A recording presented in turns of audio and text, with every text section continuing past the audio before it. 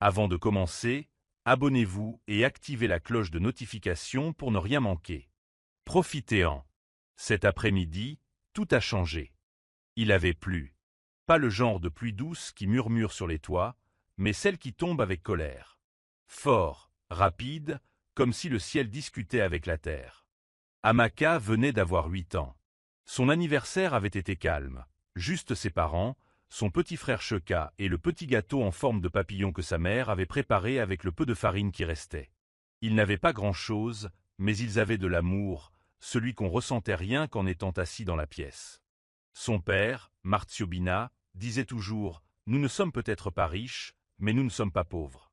Être pauvre, c'est être sans rire à la maison. » Amaka n'en comprenait pas tout le sens à l'époque, mais ce jour-là, leur petit salon résonnait de rire. Sa mère dansait autour de la table, son emballage serré au-dessus de la taille, applaudissant et chantant tandis qu'Amaka gloussait timidement derrière ses mains. Sheka essaya de voler du glaçage sur le gâteau et se retrouva avec de la crème bleue sur le visage. Son père filma tout avec son vieux caméscope. Ce fut la dernière vidéo qu'il enregistra. Le lendemain commença comme tous les autres. Martiobina partit tôt, son sac à outils à la main, promettant de réparer le ventilateur de plafond cassé de l'église. Sa mère faisait bouillir des haricots sur le feu. Sheka avait de nouveau dessiné quelque chose sur le mur et se cachait sous le lit, attendant les cris qui ne venaient pas. À midi, la maison était silencieuse. Les voisins furent les premiers informés. Un camion-citerne perdit le contrôle sur l'autoroute et percuta un bus. L'incendie ravagea tout. Ils ont dit que le bus avait explosé et que personne n'était sorti. Ils l'ont dit si vite, comme si cela rendrait la chose plus crédible. Les parents d'Amaka étaient à l'intérieur du bus. Personne n'avait besoin de le lui dire. Le caméscope était immobile sur la table. Les haricots sur le feu avaient commencé à brûler. Cette nuit-là, Amaka dormit en tenant la petite main de Sheka. Ni l'un ni l'autre ne pleura. Ils ne savaient pas comment faire. Les jours suivants furent peuplés de visages inconnus. Des proches dont elle ne se souvenait pas, des voix fortes, des murmures étouffés. Quelqu'un emmena Sheka. Une femme aux lèvres pincées et un foulard noué haut sur la tête dit « Il est trop petit, il a besoin de soins ». Elle ne regarda même pas Amaka dans les yeux. Personne ne lui demanda rien. Et puis, elle était seule. Seule. Un petit sac rempli. Un inconnu attendait dehors. Une voiture bleue délavée vrombissait. Ses parents lui avaient toujours dit de ne jamais monter dans une voiture avec des inconnus. Mais maintenant, quel choix avait-elle? Elle était assise à l'arrière, les genoux crispés, le visage collé à la vitre. Le chauffeur ne parlait pas beaucoup.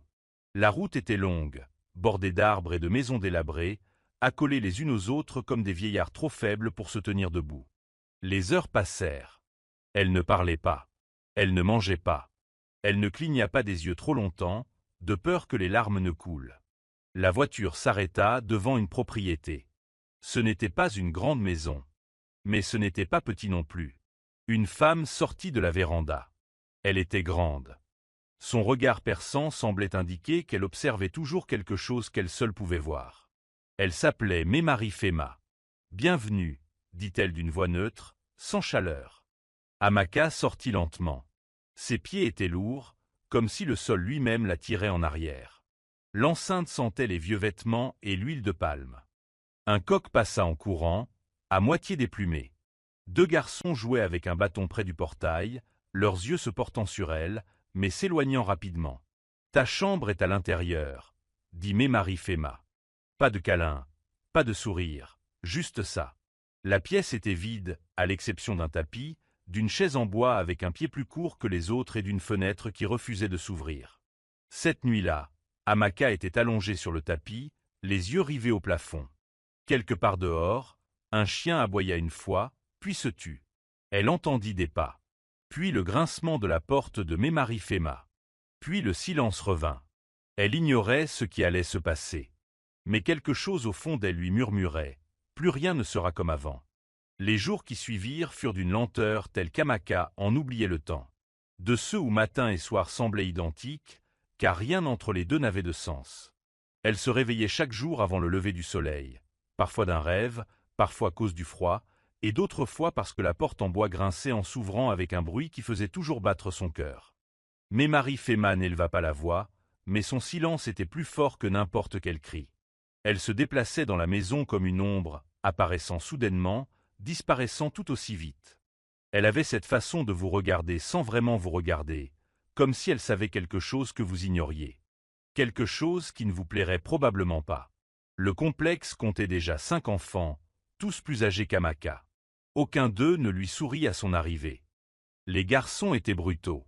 Ils portaient des lance-pierres dans leurs poches et de la poussière sur leurs genoux. Les filles, silencieuses, les yeux clos comme des fenêtres. Ils ne parlaient que s'ils y étaient obligés. Et quand ils le faisaient, c'était bref. Froid. Amaka comprit rapidement que ce n'était pas le genre d'endroit où l'on se faisait des amis. C'était plutôt un endroit où l'on apprenait à survivre. Rapidement. Dès le 2e jour, on lui confia des corvées. Balayer l'arrière, dit Marie Fema en lui tendant un balai usé avec des pailles dures. Le jardin s'étendait derrière la maison, sablonneux, rempli de crottes de poule, de graines de mangue et, de temps en temps, de tessons de bouteilles que quelqu'un avait probablement oublié de cacher. Elle balayait en silence, les mains tremblantes à cause de l'air froid du petit matin, les pieds nus sur le sable granuleux. L'un des garçons les plus âgés, Nonso, se tenait près de la porte de la cuisine et la regardait. « Tu balaies comme quelqu'un qui a grandi dans un salon, » dit-il en ricanant. Amaka ne répondit pas. Elle ne leva pas les yeux. « J'ai dit quelque chose, » répéta-t-il en s'approchant. Elle continua néanmoins à balayer. Il lui lança un caillou dans le dos et rit lorsqu'elle tressaillit. Puis il s'éloigna. C'est devenu une habitude. Taquiner. Regarder fixement. Silence. Mais Marie Fema n'a rien dit. Les autres enfants non plus. C'était comme si Amaka n'existait pas. Sauf quand il fallait travailler. Elle frottait les sols, lavait les vieux rideaux empestant la poussière et la fumée de cuisine, et pilait Yam avec un mortier plus haut que ses genoux. Ses petites mains devinrent rugueuses, ses paumes rougies par le savon et la chaleur. La nuit, elle s'allongeait sur le tapis, écoutant la guerre silencieuse qui l'entourait. Les toux, les craquements, les disputes sourdes qui filetaient à travers les parois minces. Le rire de son père en épluchant des oranges lui manquait. Le fredonnement de sa mère en cuisinant lui manquait. Les pas de Chaka courant à travers la maison lui manquaient. Un soir, alors qu'il allait chercher de l'eau au puits, Amaka aperçut une jeune fille assise seule sous un manguier, près de la clôture. Elle avait un visage allongé, des pommettes saillantes et un froncement de sourcils permanent. Elle s'appelait Abir. Tout le monde l'évitait. Même Nonso. Amaka ne l'avait jamais entendu parler. Mais ce jour-là, quelque chose d'étrange se produisit. Alors qu'Amaka se penchait pour soulever son seau, Abir lui dit « Ne le porte pas comme ça. Tu en renverseras la moitié avant d'atteindre la cuisine. » C'était la première fois que quelqu'un faisait preuve de gentillesse.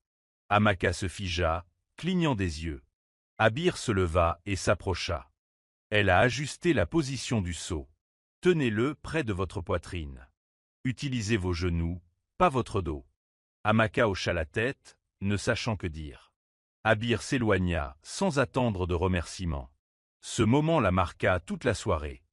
Le lendemain, Abir lui tendit un épi de maïs bouilli sous la table, tandis que Marie Fema ne regardait pas. Les yeux d'Amaka s'écarquillèrent. « Je ne mange pas beaucoup, » marmonna Abir, puis elle détourna le regard. Ce petit geste devint un fil conducteur discret qui les unissait. Abir ne parlait pas souvent, mais quand elle le faisait, elle parlait comme quelqu'un de plus âgé que son âge. Elle disait être là depuis 4 ans, qu'elle ne se souvenait plus de sa vraie maison, que Marie Fema n'était pas sa mère, que cet endroit n'était qu'une halte pour peser le pour et le contre. Demanda Amaka. Abir fixait le ciel. Un endroit meilleur. Je dois y croire.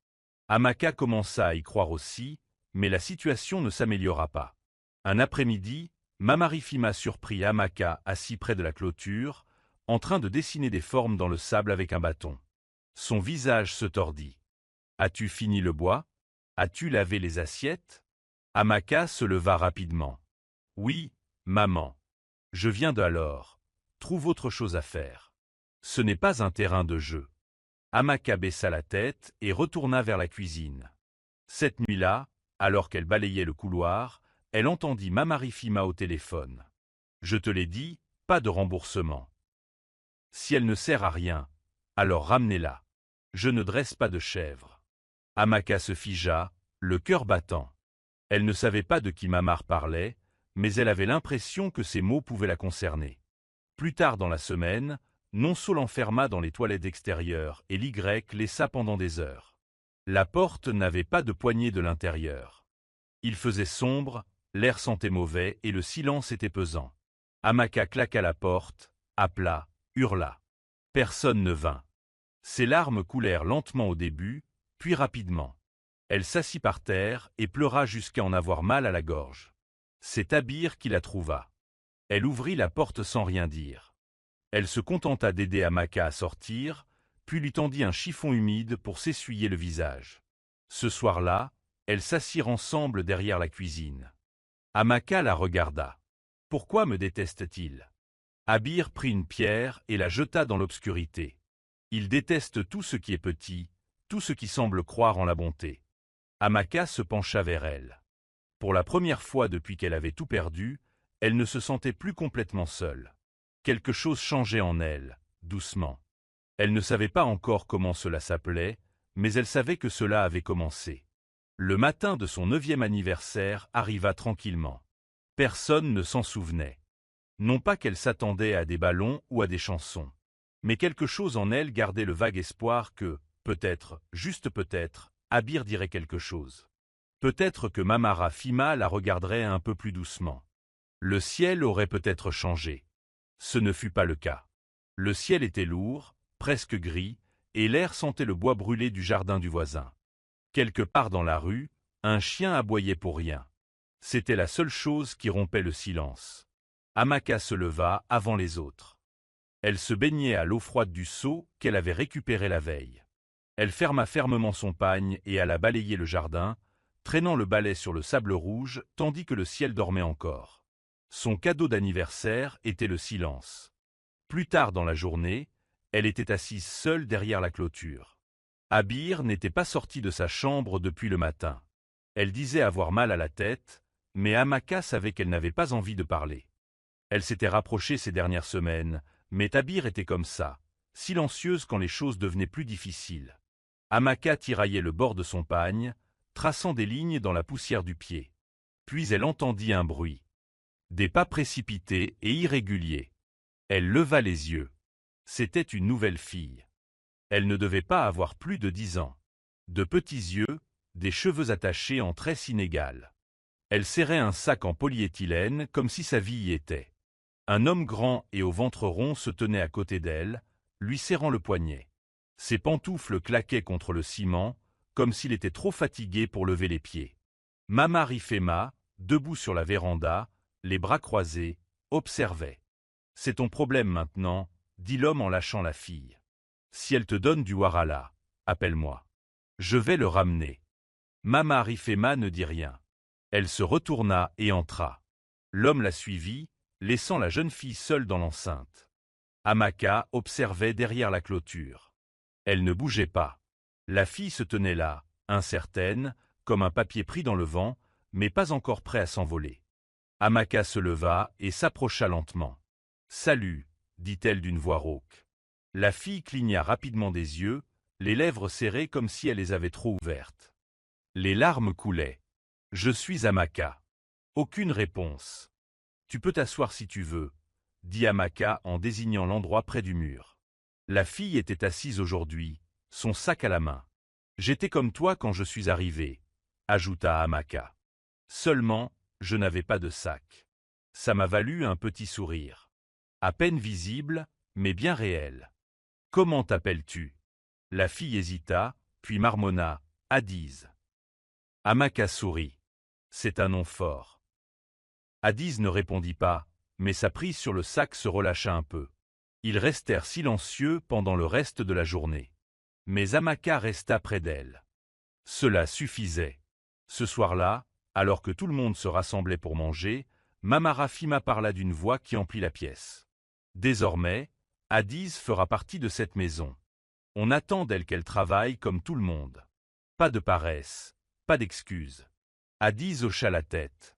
Ses yeux ne quittaient pas le sol. La semaine suivante s'écoula lentement. Adiz lutta. Elle a renversé de l'eau, cassé une tasse, brûlé le riz une fois et reçu une gifle si violente qu'elle a laissé une légère ligne rouge sur sa joue.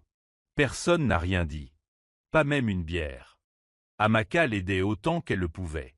Elle lui murmurait des instructions pendant les corvées, lui montrait comment plier les emballages à la manière de Mama Rafima.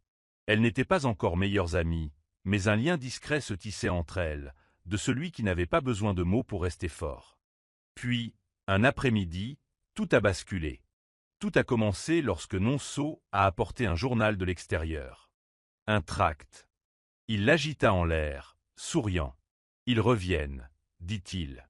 Les Américains. Pour l'Église. Ils ont dit qu'ils choisiraient 2 enfants cette fois. » Mama Rafima lui arracha le papier des mains. « Lisez vite. Ils ne choisissent que des enfants de moins de 10 ans. » Regard tourné. Tous les plus âgés soupirèrent et s'éloignèrent. Il ne restait plus qu'Amaka. Et Adiz. Le cœur d'Amaka battait fort. Elle avait déjà entendu parler de l'Église. Des visiteurs blancs qui venaient chaque année choisir quelques enfants du quartier pour les parrainer à l'école. Ils prenaient des photos, posaient des questions et parfois renvoyaient les enfants.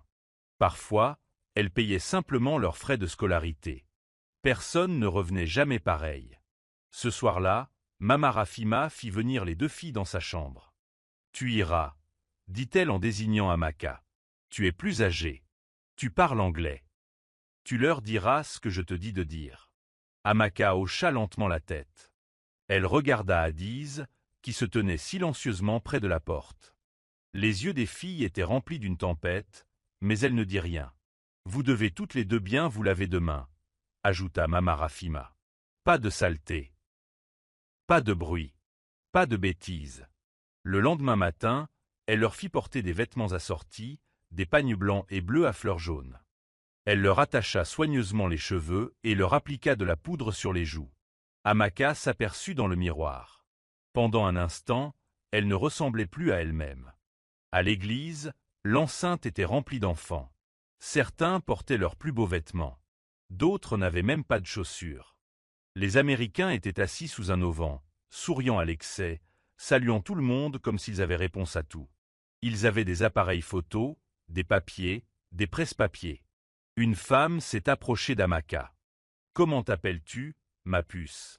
répondit-elle en se redressant. « Tu aimes l'école ?»« Oui, maman. Que veux-tu faire ?» Amaka hésita. Puis quelque chose m'est venu du plus profond de moi. Je veux être médecin. Je veux soigner les gens, comme ceux qui n'ont pas été soignés. La femme la regarda, le regard adouci. Plus tard, ils prirent des photos. Lorsqu'ils l'appelèrent à nouveau, ils lui donnèrent un biscuit et un petit verre de jus de fruits. Elle n'avait jamais rien goûté d'aussi sucré. Elle ne remarqua même pas que des larmes coulaient sur ses joues.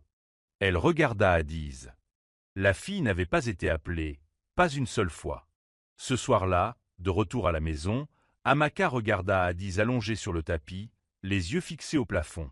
Elle s'approcha et s'assit à côté d'elle. « Ils ne m'ont pas appelé, » murmura Adiz. « Était-ce parce que j'avais cassé la tasse ?» Amaka secoua la tête. « Ils ne t'ont tout simplement pas vu. Mais la prochaine fois, ils le feront. » Adiz se tourna vers elle. « Tu crois qu'il y aura une prochaine fois ?»« Oui, » dit Amaka. « Il le faut. » Et à cet instant, sous la lueur vacillante de l'ampoule, ils se firent une promesse, sans mots, que quoi que cet endroit tente de leur prendre, espoir, rêve, non, ils tiendraient bon. D'une manière ou d'une autre, même avec des genoux écorchés et des cris silencieux, ils tiendraient bon. Ils étaient tous 2 réveillés avant le chant du premier coq. Amaka était assise, le dos contre le mur, les jambes repliées sur sa poitrine. Adiz était allongé à côté d'elle, les yeux grands ouverts, le regard perdu dans le noir. Aucun des 2 ne parla pendant un long moment. Le silence entre eux était devenu confortable, comme une couverture qu'il n'était pas nécessaire de réajuster. « Tu crois qu'ils nous rappelleront ?» demanda Adiz, à peine plus fort qu'un murmure. « Ils ont dit qu'ils le feraient, » répondit Amaka. « Mais même s'ils ne le font pas, nous trouverons un autre moyen. » « Quel autre moyen ?» Amaka n'avait pas de réponse. « Pas vraiment. Juste ce sentiment, à nouveau. Celui qui avait commencé le jour où Abir avait donné son maïs dans le dos de Mama Rafima. Le sentiment que quelque chose d'autre était là, quelque part. Quelque chose qui attendait. Même si c'était loin. Même si elle n'avait aucune idée de comment y parvenir. Les jours passèrent. Puis les semaines. Personne de l'église n'est revenu. Aucun appel. Aucune visite. Pas d'argent. Juste le souvenir de sourires blancs et de miettes de biscuits. S'effaçant rapidement comme des empreintes de pas dans le sable mouillé. Mama Rafima devint plus irritable. Sa voix devint plus aiguë, ses tâches plus difficiles. Elle cessa de donner à Amaka de petits morceaux de viande dans sa soupe, comme elle le faisait autrefois quand des invités arrivaient. Adiz a également été réprimandée. Une fois, elle a pleuré doucement après avoir été longuement battue pour avoir oublié de saler la soupe de gombo. Amaka est restée assise avec elle toute la nuit, frottant la jambe enflée avec de l'huile de palme. Abir le remarqua. Mais elle ne dit rien. Elle était devenue encore plus renfermée, regardant toujours par la fenêtre. Certains jours, elle ne mangeait pas. Elle parlait à peine aux autres, sauf quand elle en avait besoin. Amaka se demandait ce qu'Abir cachait en elle. Quoi que ce soit, cela semblait assez lourd pour se noyer. Puis, un samedi, quelque chose d'inattendu se produisit. Un visiteur. C'était un homme. Grand, à la peau foncée comme de l'igname brûlé. De profondes rides barraient son front. Il n'avait qu'un œil, un seul. L'autre était recouvert d'un cache-œil noir délavé qui lui donnait l'air d'un méchant tout droit sorti d'un livre de contes. Il boitait, mais ses épaules étaient fières, comme s'il ignorait que ses jambes étaient fatiguées. Mama Rafima l'accueillit dehors, mais son sourire était crispé. « Chibouik, qu'est-ce qui t'amène ici ?» Il parcourut la propriété du regard, puis fit un signe de tête vers la porte. « J'ai besoin d'une fille. » Fort, calme. Quelqu'un qui ne pose pas de questions stupides. Mama Rafima hésita. « Pour les tâches ménagères. Pour ma mère. Elle ne marche plus bien. Et combien de temps auras-tu besoin d'elle ? 1 mois. » Amaka se tenait près de la porte de la cuisine, le cœur battant. Elle avait déjà vu des hommes comme ça. Ils étaient venus avec des promesses et repartis avec des filles qui ne revenaient jamais pareilles. Certains revenaient avec des yeux qui refusaient de cligner. D'autres ne revenaient jamais. Mama Rafima appela Amaka. « Elle peut y aller. » Amaka sentit ses jambes se bloquer.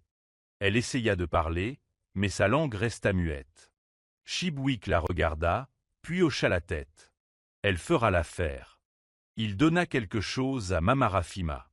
Un petit sac en nylon qui tintait comme s'il contenait des pièces ou des bouteilles. Elle ne l'ouvrit pas. Il hocha simplement la tête et fit signe à Amaka d'aller vers la porte. « Entre. Prends de petites affaires. Tu pars aujourd'hui. Comme ça. Sans prévenir. Pas d'au revoir. » Elle a fait ses bagages rapidement. Son emballage. Un chemisier. Un carnet déchiré et un crayon. Rien d'autre ne lui appartenait. Elle n'aperçut Adiz qu'à la porte. La plus jeune sortit en courant, pieds nus. Haletant. « Où vas-tu » Amaka baissa les yeux. « Pour aider quelqu'un. Juste un instant. Tu reviendras » Elle ne répondit pas immédiatement. « Oui. » Les lèvres d'Adiz tremblèrent. « Je me balance. Je me balance. » Puis un ours arrive à la porte. Elle ne courait pas. Elle marchait. Lentement et sûrement. Elle tendit à Amaka une petite enveloppe marron. « Qu'est-ce que c'est » ? « Juste du papier. Mais la dernière porte une inscription. Ne l'ouvre pas avant d'être seule. » Amaka hocha la tête, serrant l'enveloppe contre sa poitrine. Le voyage était long. Chibouik parlait à peine. Quand il parlait, c'était bref. « Reste assis là. Emporte ça. Tais-toi. » Ils arrivèrent à un campement le soir. Pas grand. Une maison au toit de zinc entourée de buissons. Un étroit sentier y mène. Un poulet traversa la cour en boitant tandis qu'ils entraient. Une vieille femme était assise sur un tabouret près de l'entrée. Les jambes enflées, son pagne dénoué autour de ses genoux. « C'est elle, » dit Chibouik. La femme ne leva même pas les yeux. « Je suis Amaka, » dit-elle doucement. Toujours pas de réponse. Cette nuit-là, Elle dormit sur une natte dans un coin du salon. Pas d'oreiller, juste l'enveloppe marron glissée sous son papier d'emballage. Quand tout le monde fut endormi, elle le sortit et l'ouvrit au clair de lune. Le papier à l'intérieur disait « Où que tu ailles, trouve la porte ». C'était tout. Aucune signature. Aucune explication. Juste ces 6 mots. Trouver la porte. Quelle porte? Elle ne comprenait pas. Mais elle garda le mot. Elle l'avait soigneusement plié. Elle l'avait glissé dans la doublure de son chemisier comme si elle était en or. Vivre avec Chibuik n'avait rien à voir avec la maison de Memarifema. Il n'y avait pas d'autres enfants. Pas de rire, pas de tâches partagées. Pas de bruit de pas devant sa chambre la nuit. Juste la vieille femme qui gémissait chaque matin. Et Chibuik, qui errait comme un serpent en quête de quelque chose à mordre. Il observait Amaka de trop près. Il ne la touchait jamais, mais ses yeux étaient comme du feu sur sa peau. Elle l'évitait du mieux qu'elle pouvait. Se réveillait plus tôt, se couchait plus tard. Elle passa la majeure partie de la journée aux côtés de la vieille femme, la nourrissant, lui massant les pieds, lavant ses vêtements. Un après-midi, alors qu'elle balayait le jardin, elle vit quelque chose qui lui fit bondir le cœur. Un garçon, à peu près de son âge, de l'autre côté de la clôture. Il promenait une chèvre avec une longue corde, la tirant sur un étroit sentier à côté du buisson. Il regarda, la vit et sourit. Elle ne lui rendit pas son sourire. Il fit un signe de la main. Toujours rien. Puis il murmura « Je sais où est la porte ». Amaka se figea. Quoi? Mais il était déjà parti. Elle ne dormit pas de la nuit. Ces mots résonnaient dans sa tête encore et encore. Je sais où est la porte. Comment? Pourquoi? Le lendemain, elle attendait au même endroit. Il ne revint pas. Ni le lendemain, ni celui d'après. Mais le 4e matin, elle entendit à nouveau la chèvre. Il était de retour. Elle s'est précipitée dehors. Que as-tu dit l'autre jour? Il sourit. Tu as lu le mot. Ses yeux se sont rétrécis. Comment sais-tu pour ce mot? Il n'a pas répondu. Je viens de dire, si tu veux le trouver, retrouve-moi derrière le vieux sanctuaire, à l'orée du buisson. Au coucher du soleil. Demain. Puis il repartit. Amaka ne le dit à personne. Au coucher du soleil, elle s'éclipsa. Silencieux, prudent, le cœur battant comme un tambour parlant. Le sanctuaire était silencieux, petit, fait de boue et de branches, probablement abandonné depuis des années. Mais le garçon était là, assis sur un rocher. « Je m'appelle Dick, dit-il. J'ai vécu avec eux aussi. » Avec qui? Il détourna le regard. Des gens comme Mamarifema, comme Chibuik, des gens qui prennent des filles et les brisent. Amaka ne dit rien. Il la regarda de nouveau. La porte n'est pas un lieu. C'est une personne, un chemin, une vérité. Il faut trouver la bonne ou la créer soi-même. Elle le fixa du regard. Il se leva. Je peux t'aider, mais tu dois être prêt. Prêt pourquoi?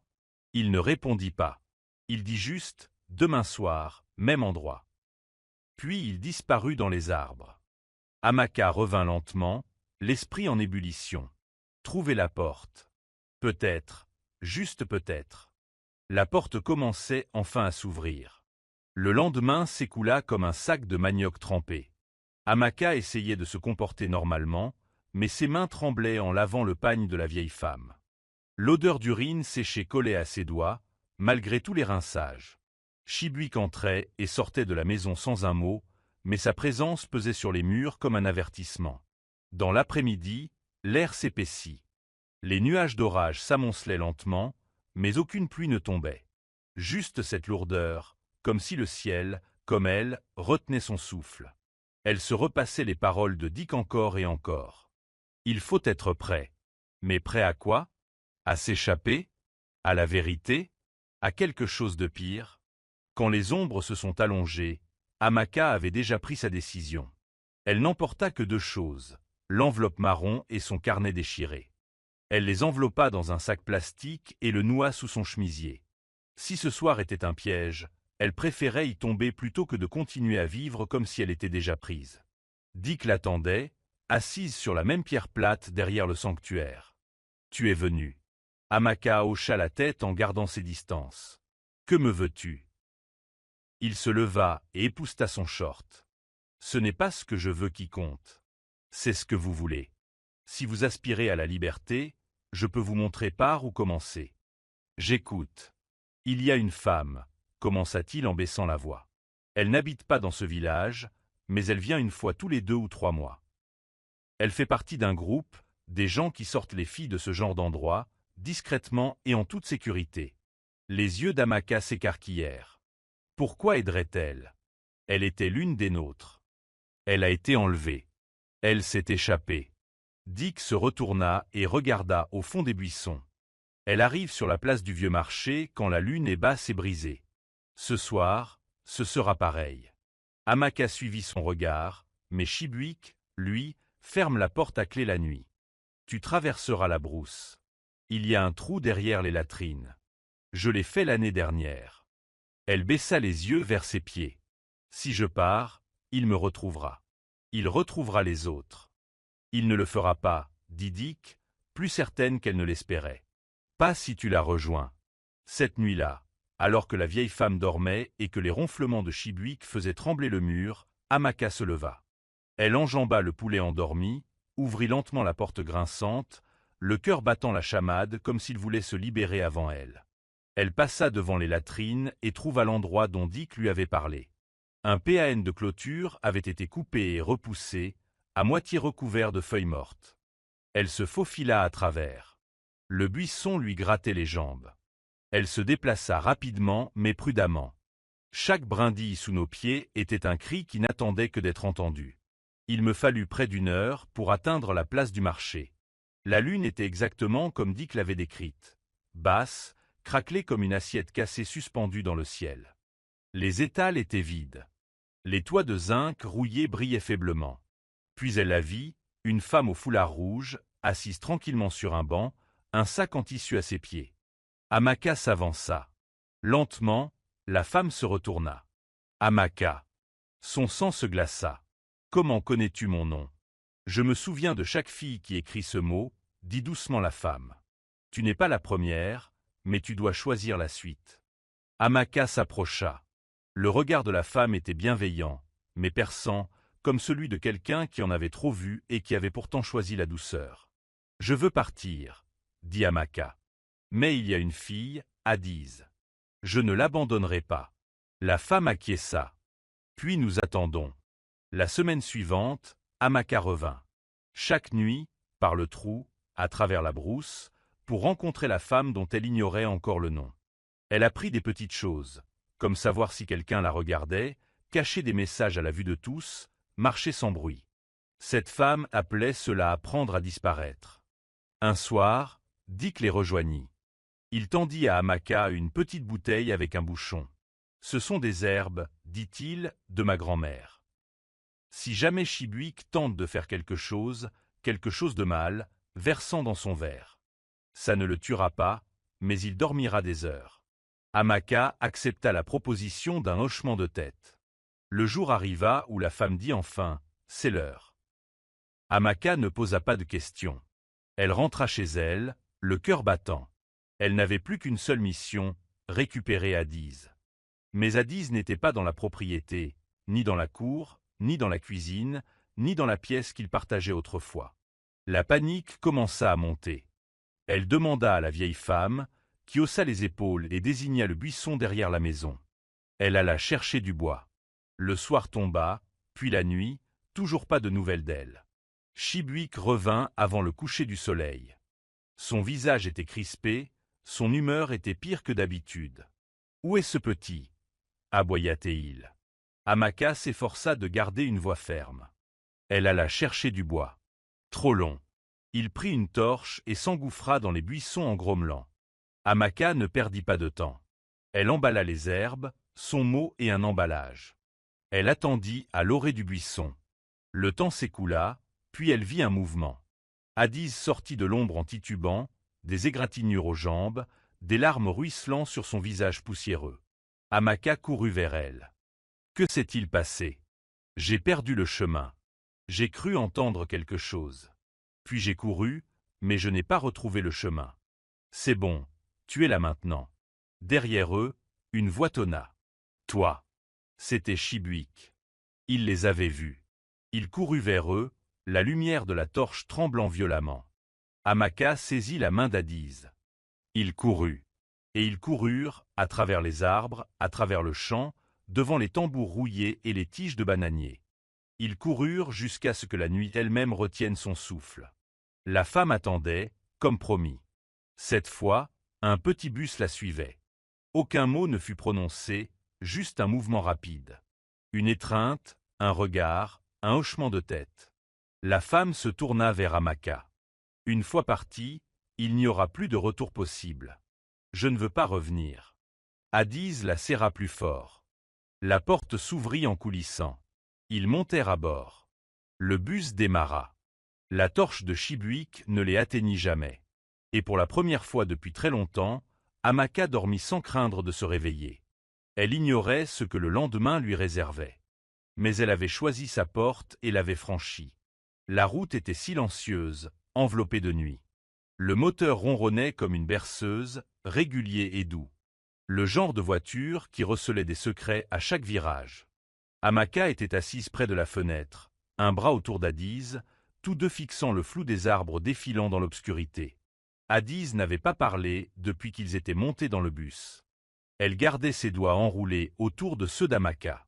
Comme si elle lâchait prise, elle disparaîtrait à nouveau. La femme au foulard rouge s'appelait Nena.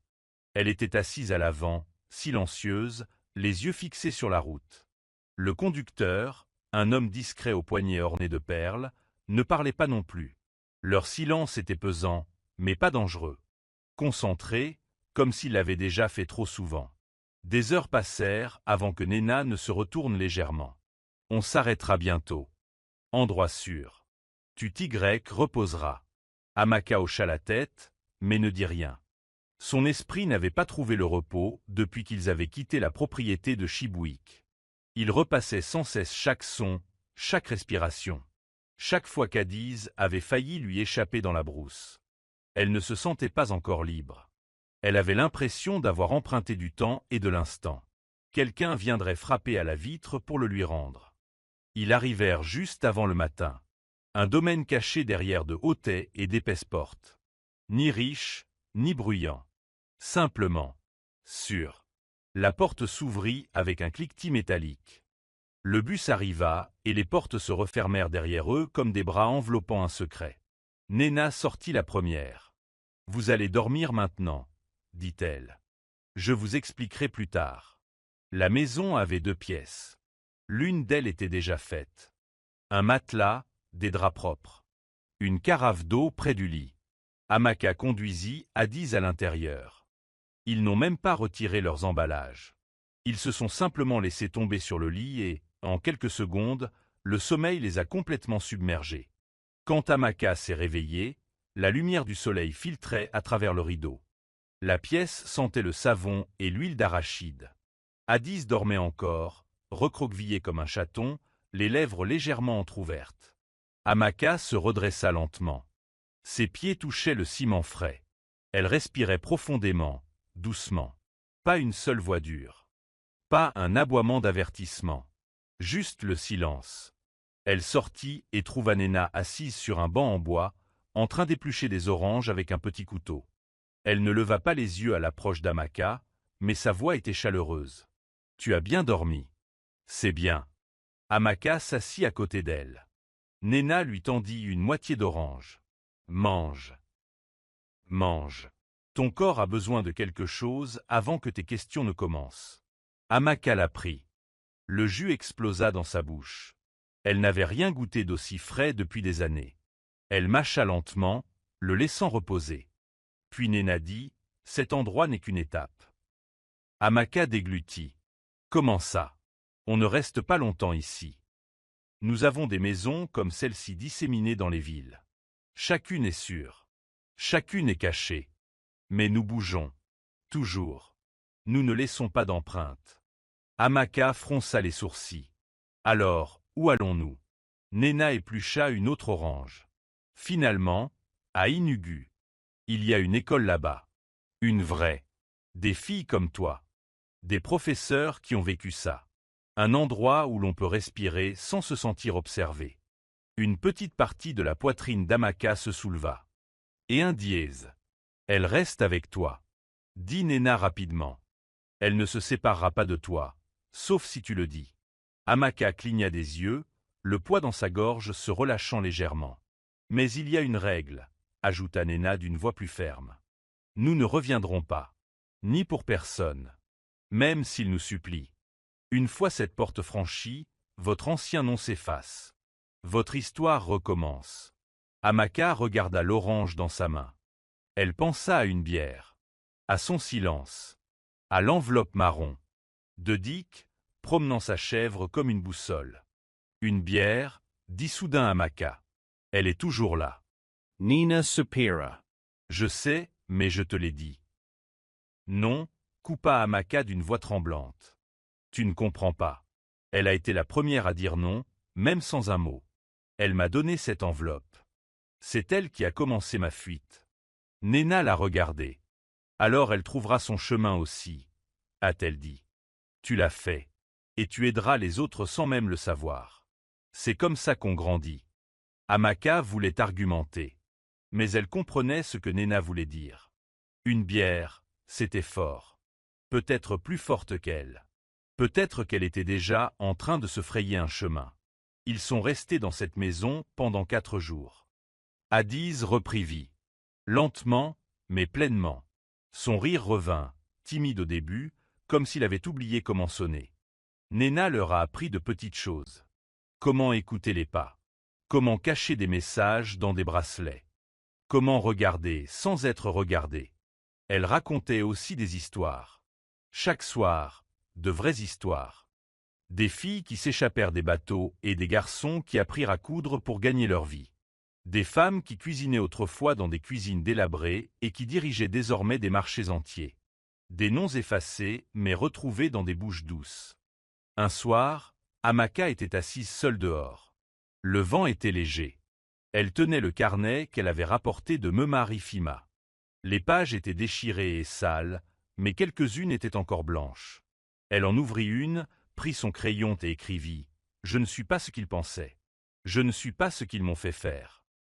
Je ne suis pas la fille qui est restée. » Elle le fixa du regard, puis tourna la page. La veille de leur départ pour Enugu, Dick apparut à la porte. Sans prévenir. Il entra comme s'il était à sa place. Amaka courut vers lui, les yeux écarquillés. « Quoi ?» Comment? Néna se tenait sur le seuil, souriante. Il était des nôtres. Dick rit. « Je t'avais dit que je connaissais la porte. » Il est resté dîner. Il s'est assis à côté d'Addise et lui a appris à tenir une orange en équilibre sur sa tête. Elle rit plus fort que jamais depuis des semaines. Ce soir-là, Amaka s'assit avec Dick sur les marches. « Tu viens avec nous ?» demanda-t-elle. Il secoua la tête. « Pas cette fois, mais à bientôt. »« D'accord. » Quelque part vit la liberté. Amaka le regarda vraiment. Il n'était plus seulement un garçon avec une chèvre et un sourire. Il était le pont entre l'avant et l'après. Le moment où l'évasion est passée du désir au projet. « Merci, » dit-elle. Il haussa les épaules. « Tu as fait le travail. » Le lendemain matin, le bus est revenu. Cette fois, le soleil les suivait. La route était encore longue, sinueuse, mais différente. Amaka était de nouveau assise près de la fenêtre, la tête d'Addise sur son épaule, son carnet sur les genoux. L'enveloppe marron était soigneusement rangée dans son sac, et le mot qu'elle contenait avait une signification nouvelle. Trouver la porte. Elle l'avait trouvée. Et maintenant, elle le traversait.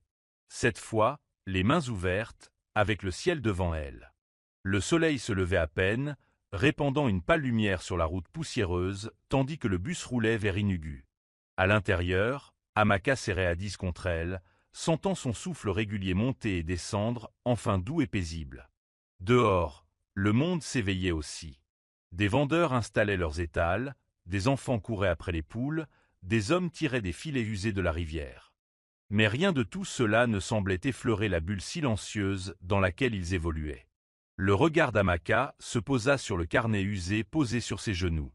Les pages se remplissaient, une à une, de ses propres mots, des mots qui commençaient à ressembler à de l'espoir, comme une vie s'étendant au-delà de ce qu'elle avait jamais connu. Elle suivit les traces de crayon, les doigts légèrement tremblants, se souvenant du poids de l'enveloppe marron glissée dans son sac, de la promesse silencieuse d'une bière, de la fille qui lui avait appris qu'aucun silence n'était trop fort pour être brisé. Le bus ralentit en entrant dans la ville. Des immeubles s'élevaient, bondés et penchés, leurs fenêtres reflétant la lumière comme des miroirs brisés par la chaleur. L'air avait une odeur différente ici. Essence et nourriture, sueur et rêve. Amaka serra plus fort la main d'Adi. C'était un nouvel endroit, un nouveau chapitre, mais aussi inconnu, plein d'ombres qui risquaient de les engloutir. Nena se détourna du siège avant, le regard doux mais ferme. Nous resterons avec des amis, des gens qui comprennent, des filles qui ont parcouru ce chemin avant toi. Ce n'est pas parfait, mais c'est mieux, mieux. Le mot flottait dans l'esprit d'Amaka, plus lourd qu'elle ne l'aurait cru. Elle voulait y croire, lui faire confiance, mais chaque pas en avant lui donnait l'impression de marcher sur du verre. Le bus s'arrêta devant un petit complexe caché derrière de hauts murs couverts de plantes grimpantes. Une femme, mince et souriante, attendait à la porte. Elle portait un emballage jaune vif et un panier de fruits. Lorsque les portes s'ouvrirent, elle serra chaleureusement Adi dans ses bras, le regard doux mais plein de force. « Bienvenue à la maison », dit-elle doucement. Amaka regarda le visage d'Adi s'illuminer, son sourire timide s'épanouissant à nouveau comme une fleur s'éveillant au soleil. C'était la première fois qu'Amaka osait espérer que, peut-être, cette évasion n'était pas la fin de l'histoire, mais le début de quelque chose de plus complet. À l'intérieur de la maison, l'air vibrait d'une énergie paisible. Les filles s'activaient, certaines étudiant à la lueur des bougies, d'autres cousant ou cuisinant. Leur rire était doux mais constant, se faufilant entre les murs comme un bouclier. Elles ressemblaient à des survivantes, chacune portant une histoire gravée dans leur peau, mais aussi à des sœurs prêtes à s'unir. Cette nuit-là, Amaka resta éveillée sur le fin matelas, l'esprit en ébullition. Elle pensa à Mama Rafima, à Dick, à Nena, et à l'espoir étrange et fou qu'il avait tiré des ténèbres jusqu'ici. Elle fouilla dans son sac, en sortit l'enveloppe marron et la serra contre elle.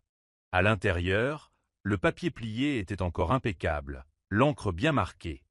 Elle n'avait encore aucune idée de ce qui était écrit dessus, mais cela ressemblait à une clé. Le matin arriva, accompagné du chant des oiseaux et d'une douce lumière. Nena rassembla les filles en cercle. Aujourd'hui, c'est la première étape. Le chemin est long, mais aucun d'entre vous ne le fait seul. Amaka écoutait les récits partagés. Des filles qui avaient fui les abus, survécu à la faim, luttaient pour trouver leur voie. Chaque histoire était un fil conducteur, et ensemble, elles tissaient une toile de force et de courage. Les jours se transformaient en semaines. Amaka apprit à lire et à écrire correctement, à rêver au-delà des murs de son passé.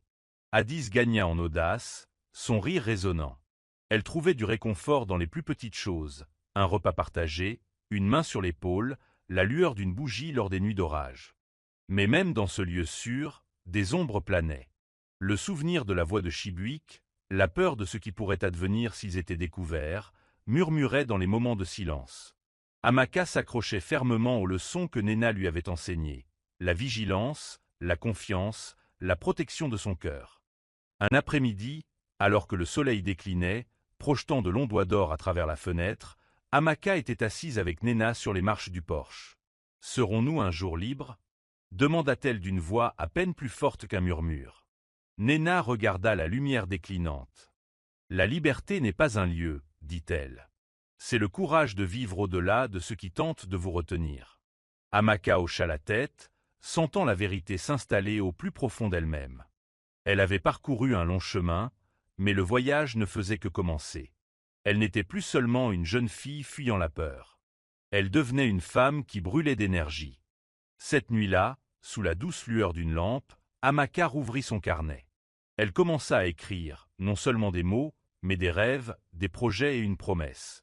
Ne jamais oublier d'où elle venait et ne jamais cesser d'avancer. Dehors, la ville dormait, mais à l'intérieur, quelque chose de nouveau s'éveillait, un espoir féroce et vivant, prêt à briller dans la nuit la plus sombre. À Enugu, les matins étaient plongés dans une agitation silencieuse. Le soleil éclairant doucement les toits de tuiles et les ruelles étroites bordées d'étals vendant de tout, des ananas mûrs aux chaussures d'occasion usées. Amaka se réveillait au son lointain des appels des marchands ambulants et à l'odeur d'akara frit qui s'engouffrait par la fenêtre entrebâillée. Elle se frotta les yeux pour chasser le sommeil et jeta un coup d'œil à Adiz, toujours blottie sous la fine couverture, respirant doucement comme si la paix s'installait enfin en elle. La maison où elle séjournait était petite, mais animée de bruit et de rire, un chœur de voix tissé d'histoires partagées et de secrets murmurés. Amaka se retrouva entourée de filles qui portaient des histoires aussi lourdes que la sienne, mais qui, animées d'une force tranquille, faisaient vibrer l'air de possibilités. Chaque jour lui semblait un nouveau fil dans la trame de quelque chose de plus grand, quelque chose qu'elle comprenait à peine, mais dont elle rêvait de faire partie. Après un petit déjeuner rapide composé de porridge d'igname et d'huile de palme, Néna rassembla les filles dans la salle commune. Les murs étaient peints d'un bleu doux, écaillés par endroits, mais l'espace ressemblait à un havre de paix. Une table ronde occupait le centre et, tandis que les filles s'installaient sur des chaises dépareillées, le regard de Néna les parcourut, calme mais autoritaire. Aujourd'hui, nous commençons à apprendre non seulement à lire et à écrire, mais aussi à nous approprier nos histoires, dit-elle doucement. Quand ils nous ont pris nos voix, ils nous ont laissés dans le silence, mais le silence peut se briser. Les mots seront notre marteau. Amaka sentit le poids de ces mots peser sur sa poitrine. C'était vrai. Pendant des années, on lui avait dit de se taire, de se cacher, d'obéir, de disparaître. Maintenant, elle était là, entourée de filles qui refusaient de disparaître. Elle déglutit difficilement et, pour la première fois, elle voulut croire qu'elle pouvait crier, ne serait-ce que sur des pages écrites dans le calme de la nuit. Les leçons commençaient simplement. Les lettres, les sons, la forme des mots, mais Néna les transformait en magie. Elle leur apprit à écrire d'abord leur nom. Amaka lui écrivit lentement « Amaka ». Chaque lettre était une petite victoire, un morceau d'elle-même retrouvé.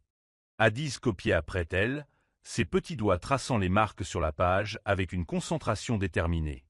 Au-delà des lettres, Néna introduisait des histoires, des contes populaires de villages lointains et proches, des récits de femmes courageuses qui se battaient contre des obstacles insurmontables, des récits qui éveillaient en elle des lueurs de courage.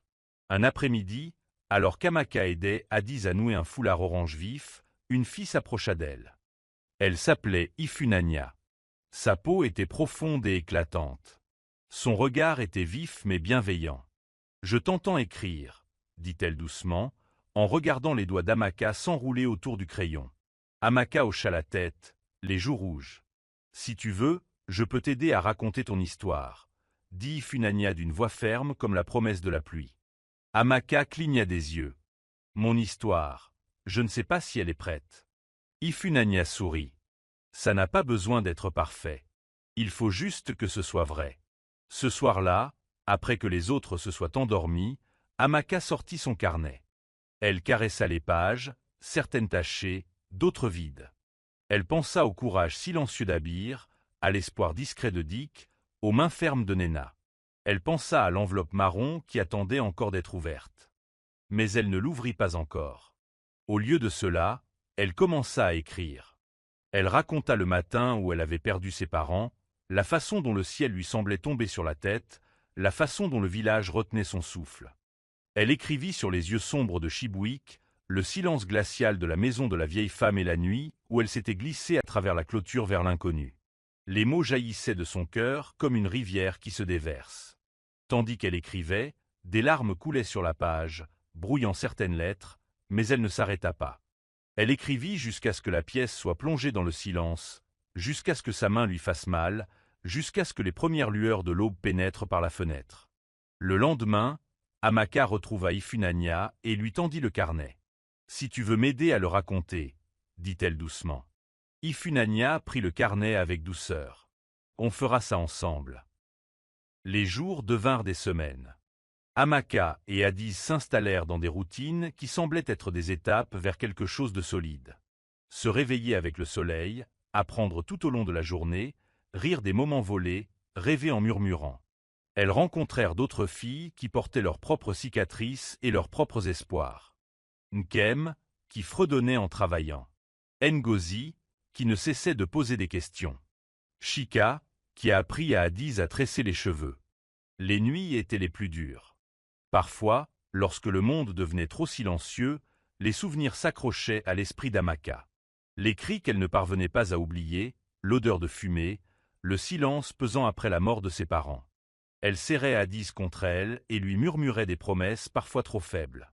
Mais les mots de Nena lui revinrent. La liberté était un courage, pas un lieu. Et le courage, constata Amaka, grandissait en elle, petit à petit, au rythme régulier des jours et à la douce force des nouvelles amitiés. Un soir, le groupe se rassembla dehors sous le vaste ciel. Les étoiles brillaient, éparpillées comme des graines d'espoir. Nena s'assit à côté d'Amaka, le regard perdu. « Il y a quelque chose que vous devez toutes savoir, » commença Nena. Les filles se penchèrent. « Nous sommes en sécurité ici, mais le monde extérieur n'est pas toujours clément. Certains essaieront de vous retrouver, de vous ramener dans les ténèbres. Soyez toujours prêts. » Un silence s'abattit. Le cœur d'Amaka battait fort, mais elle croisa le regard fixe de Nena et trouva la force. « Nous ne combattons pas avec la colère, mais avec la connaissance, » dit Nena, avec des histoires, avec des amis, avec l'espoir. Elle fouilla dans son sac et en sortit une petite radio. « Ceci, dit-elle, sera notre bouée de sauvetage. » Amaka ressentit une lueur d'émerveillement. Une radio, une voix venue d'au-delà des murs.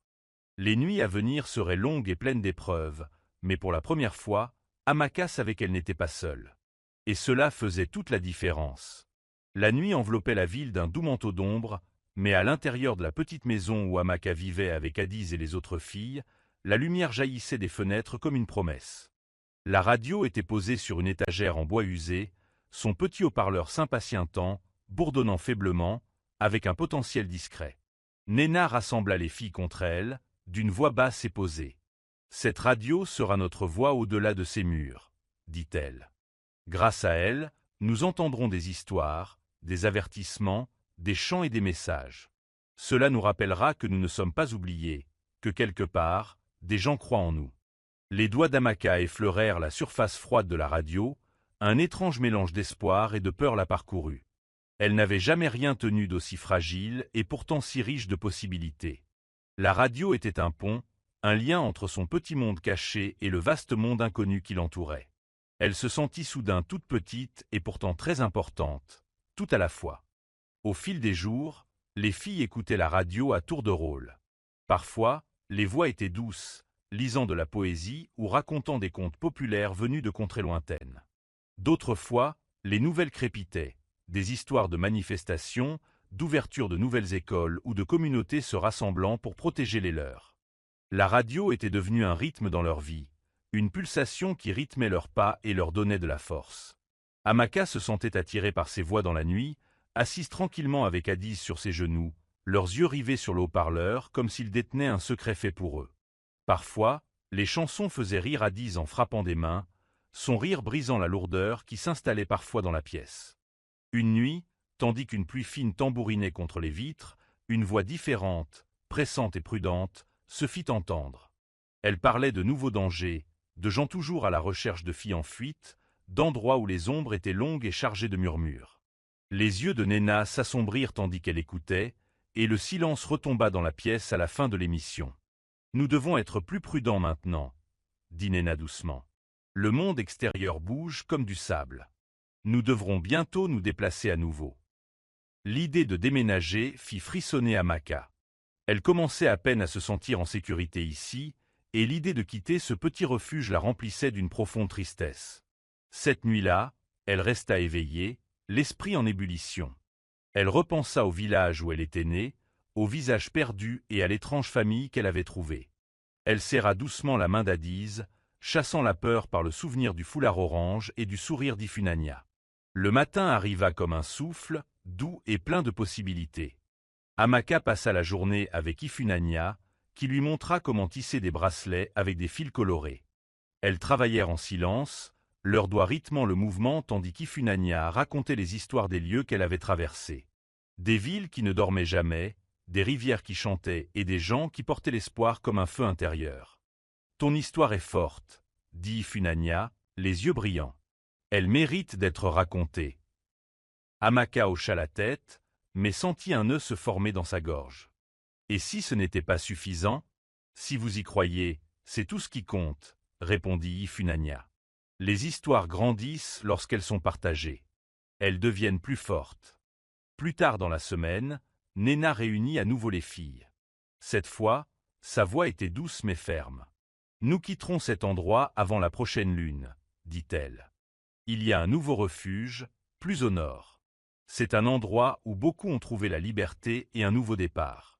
Mais le voyage sera difficile. Nous devons voyager prudemment. » Le cœur d'Amaka se serra. Elle regarda Adiz, qui tressait tranquillement ses cheveux en fredonnant un air qui fit sourire Amaka malgré la lourdeur. « Reverra-t-on Dick » demanda Amaka à Néna. « Peut-être, » répondit Néna. « Les chemins se croisent quand il le faut. » Les jours qui suivirent furent remplis de préparatifs. Les filles ne préparèrent que ce qu'elles pouvaient emporter, veillant à ne rien laisser derrière elles qui puisse révéler leurs traces. Amaka plia son carnet d'une main tremblante et glissa l'enveloppe marron au fond. Le poids était plus lourd, comme un trésor attendant le bon moment. Lors de leur dernière nuit à la maison, ils se rassemblèrent autour du petit feu dans la cour. Les flammes vacillaient, projetant des ombres dansantes sur leurs visages. Amaka regarda chacune des filles et s'approcha d'elle avec un regard fixe. Ngozi qui ne cessait de poser des questions, Chika dont le rire était contagieux, et Ifunanya qui était assise à côté d'elle avec un sourire discret. « Nous sommes bien plus que ce qu'ils ont essayé de nous faire croire, » dit doucement Amaka. « Nous ne sommes pas brisés. Nous sommes forts. » Les autres acquiescèrent, les yeux brillants.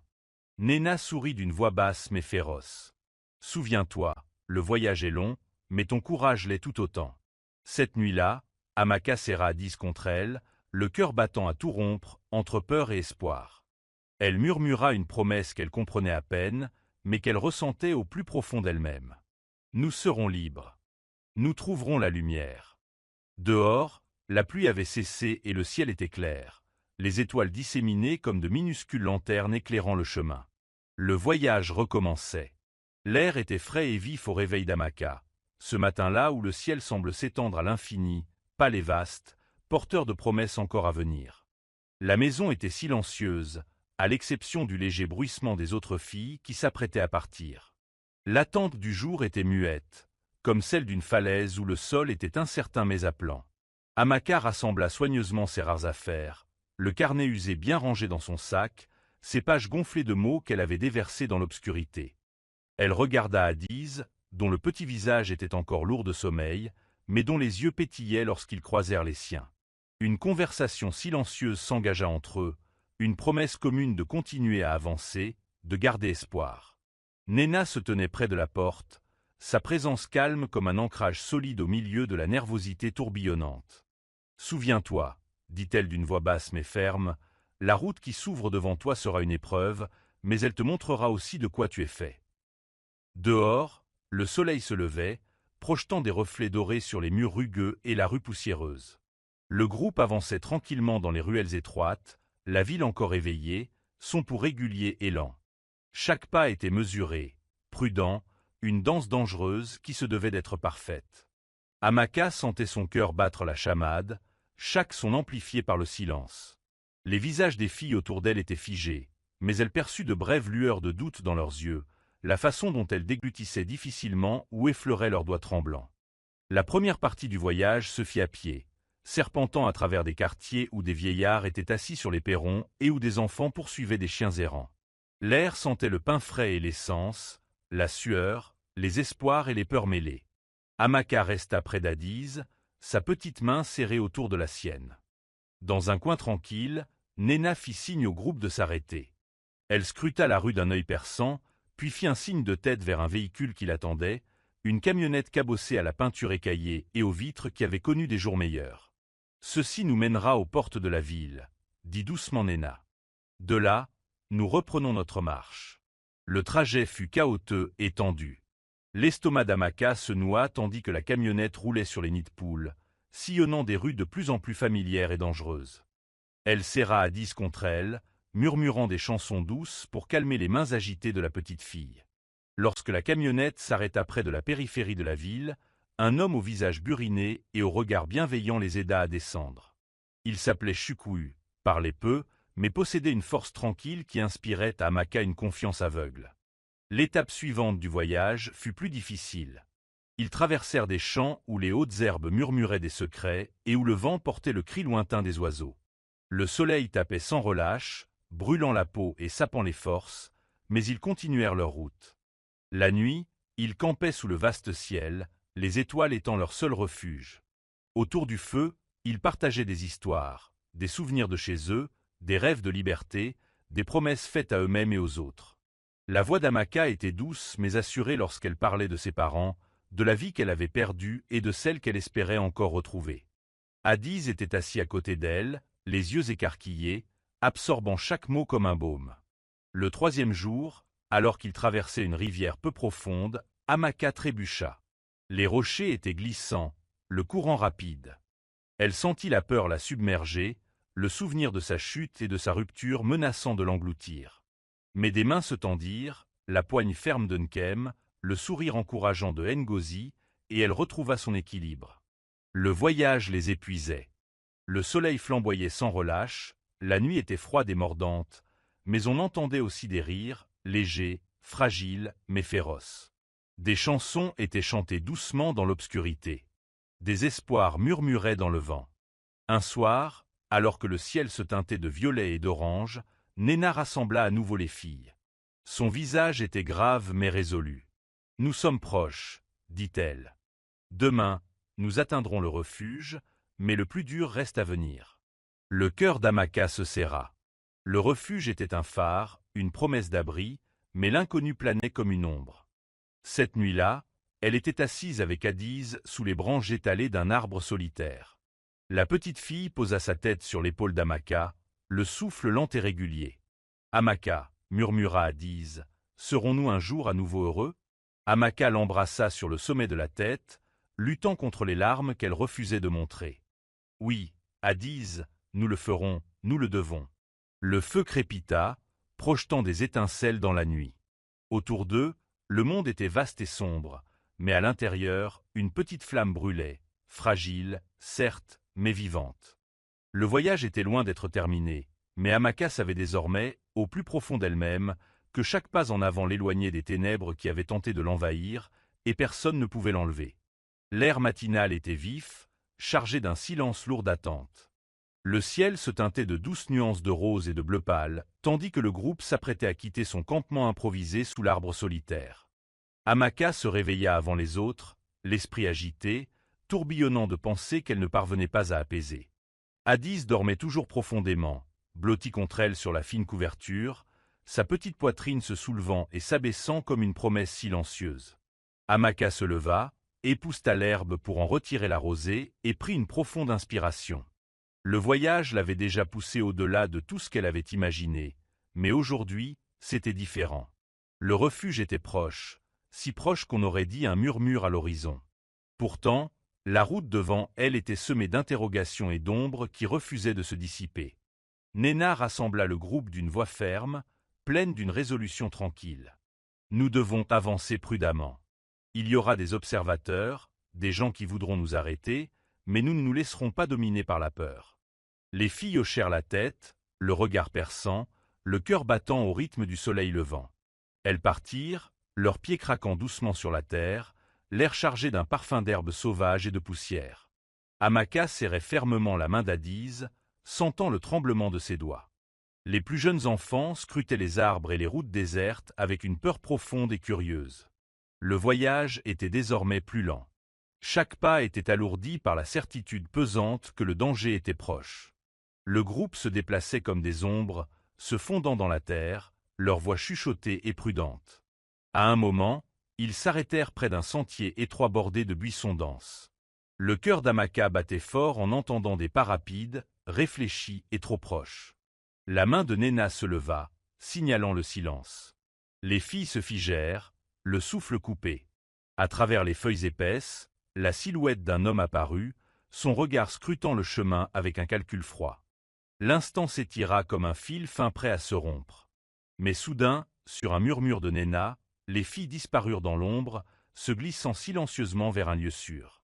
Les pieds d'Amaka émirent à peine un bruit tandis qu'elle se pressait contre l'écorce rugueuse d'un arbre, le souffle court et saccadé.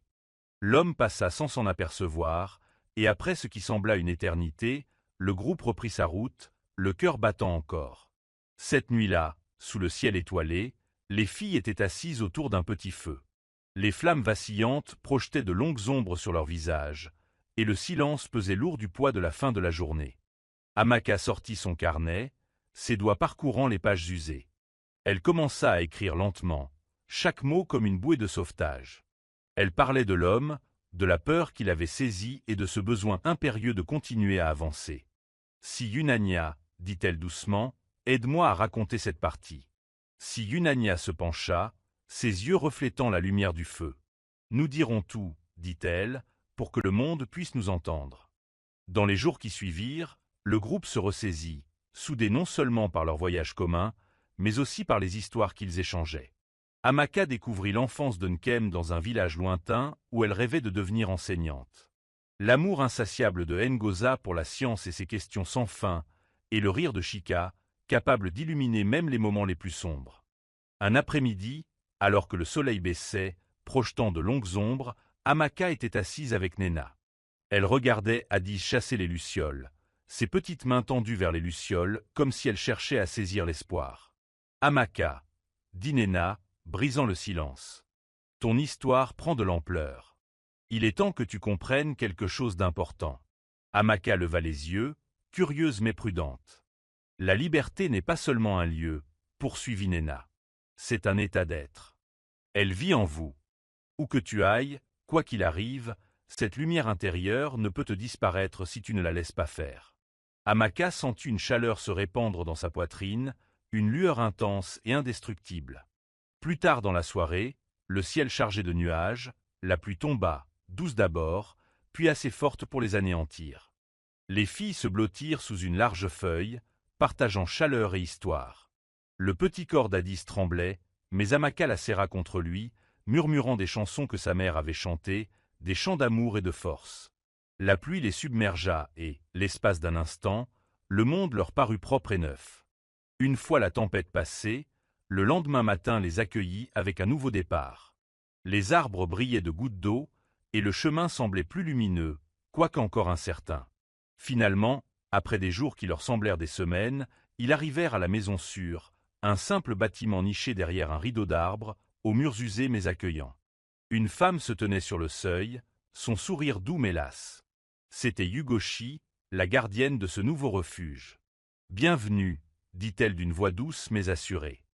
Tu es en sécurité ici. » En entrant, Amaka sentit un poids se libérer de ses épaules, remplacé par un étrange mélange de soulagement et d'espoir. Cet endroit n'était pas parfait, mais c'était un refuge, un nouveau chapitre. Addis courut devant, riant avec les autres enfants qui avaient trouvé refuge ici. Amaka la regardait, le cœur gonflé, les larmes menaçant de couler. Nena se tourna vers Amaka, le regard fixe. « C'est ici que nous nous reposons, que nous guérissons. Mais la route nous appellera à nouveau. N'oubliez pas, votre histoire ne fait que commencer. » Amaka hocha la tête, serrant son carnet fermement. Elle savait que le voyage était loin d'être terminé, mais ici, dans ce nouveau foyer fragile, elle goûtait pour la première fois la liberté, et avec elle, la promesse du lendemain. Les murs de la maison sécurisée se dressaient fermement contre le doux balancement des arbres, mais à l'intérieur, l'air était lourd d'un mélange de soulagement et d'épuisement. Amaka sentait le poids des derniers jours peser sur elle comme un lourd fardeau, mais la douceur du matelas usé sous elle et le bavardage discret des autres filles lui rappelaient qu'elle avait réussi, du moins pour l'instant. La lumière du matin filtrait à travers les fins rideaux, dessinant de doux motifs sur le parquet. Addis était déjà réveillée, ses petites mains traçant des cercles sur la couverture en fredonnant un air. Amaka l'observait, le cœur empli d'une tendresse féroce qu'elle ignorait jusqu'à présent. Yugoshi apparut dans l'embrasure de la porte, portant un bol de porridge fumant. Son visage était bienveillant, mais marqué par le souvenir de trop d'années difficiles. « Mange bien, » dit-elle en posant le bol. « Tu auras besoin de force pour guérir. » Amaka en prit une cuillerée, sentant la chaleur se répandre dans sa poitrine.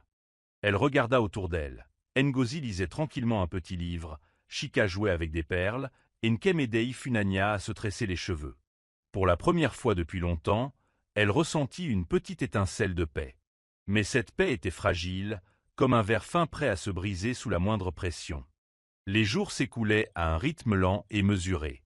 La maison sécurisée était un lieu où l'on partageait des histoires et où l'on pansait les blessures avec douceur.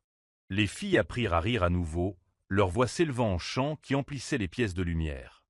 Amaka se sentit attirée par l'écriture, déversant sur les pages de son carnet le flot de ses souvenirs, de ses peurs et de ses espoirs. Yugoshi devint un guide discret, leur enseignant de petits gestes essentiels, une façon de raccommoder des vêtements, une recette de repas simple, comment trouver la joie dans les petites choses. Elle écoutait leurs histoires sans les juger, sa présence étant un baume constant. Un après-midi, Amaka était assise dehors avec Nena. Le soleil baissait et le ciel se teintait de rose et de bleu. Adiz jouait à proximité avec d'autres enfants, son rire résonnant comme une cloche. « Amaka » dit Nena d'une voix douce mais ferme. « Le monde au-delà de cet endroit est encore sauvage et incertain. Mais tu n'es plus la même fille qui a quitté cette maison il y a des semaines. » Amaka la regarda dans les yeux, sentant la vérité de ses paroles s'installer profondément. « J'ai peur, » admit-elle doucement. « Et si je n'étais pas assez forte ?» Nena sourit doucement. La force ne consiste pas à ne jamais avoir peur. Il s'agit d'avancer, même quand la peur est présente. Ces mots se sont déposés comme une graine dans le cœur d'Amaka. Ce soir-là, alors que les filles se rassemblaient autour d'un petit feu, Ifunanya commença à raconter une histoire, celle d'une rivière qui refusait de s'arrêter de couler, quoi qu'il arrive sur son passage.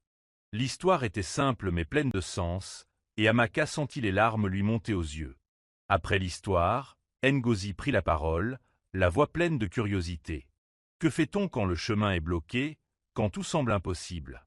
Nena les regarda tour à tour, le regard fixe. Puis nous trouvons une nouvelle voie, il y en a toujours une. Les jours se succédaient dans un rythme réconfortant. L'écriture d'Amaka gagnait en assurance, ses mots formant une tapisserie de douleur et d'espoir tissée avec un soin délicat. Elle partageait ses histoires avec les autres, leur visage s'illuminant de reconnaissance et de compréhension. Un après-midi, Yugoshi réunit les filles pour une réunion spéciale. Sa voix était grave mais douce. « Il y a des gens à l'extérieur qui veulent vous aider, » dit-elle. « Des gens qui croient en vos histoires et veulent s'assurer qu'elles soient entendues. » Le cœur d'Amaka bondit. L'idée que son histoire puisse se propager au-delà de la planque lui a semblé comme une lumière jaillissant des ténèbres. Mais, continua Yugoshi, le chemin vers eux ne sera pas facile. Il vous faudra un courage sans précédent. Cette nuit-là, Amaka resta éveillée, le bourdonnement silencieux de la maison sécurisée l'entourant. Elle traça les bords de son carnet, sentant les mots à l'intérieur battre comme un battement de cœur. Le chemin qui l'attendait était inconnu, semé d'embûches et d'espoir. Elle pensa à ses parents, au foyer qu'elle avait perdu et à la famille qu'elle avait trouvée auprès de ces jeunes filles courageuses. Elle pensa à Adiz, dont les petites mains serraient les siennes, dont le regard la regardait avec une confiance qui faisait fondre le cœur d'Amaka. L'aube arrivait lentement et doucement, promettant un nouveau jour et un nouveau départ. Amaka savait qu'elle était prête. L'histoire qu'elle portait n'était plus seulement la sienne. Elle appartenait à toutes, à chaque fille qui osait rêver de liberté, à chaque voix attendant d'être entendue. Et ce n'était que le début. Merci de nous rejoindre sur les contes de Zura. Si vous avez aimé cette histoire, n'oubliez pas d'aimer et de vous abonner pour découvrir d'autres contes magiques du monde entier. Nous serions ravis de vous lire. Dites-nous d'où vous regardez la vidéo et quelle heure il est en ce moment. À bientôt. Continuez à partager vos histoires.